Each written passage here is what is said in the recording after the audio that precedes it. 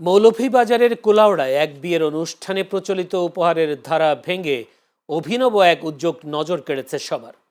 বন্ধুর বিয়েতে উপহার হিসেবে 2 লিটার অকটেন দিয়ে ভিন্ন ধর্মীয় উদাহরণ সৃষ্টি করেছেন কয়েকজন তরুণ। সোমবার দুপুরে উপজেলার সীমান্তবর্তী কর্মধা ইউনিয়নে আতিকুর রহমান ও নাদিয়া বেগমের বিয়ের অনুষ্ঠানে এই ঘটনা ঘটে।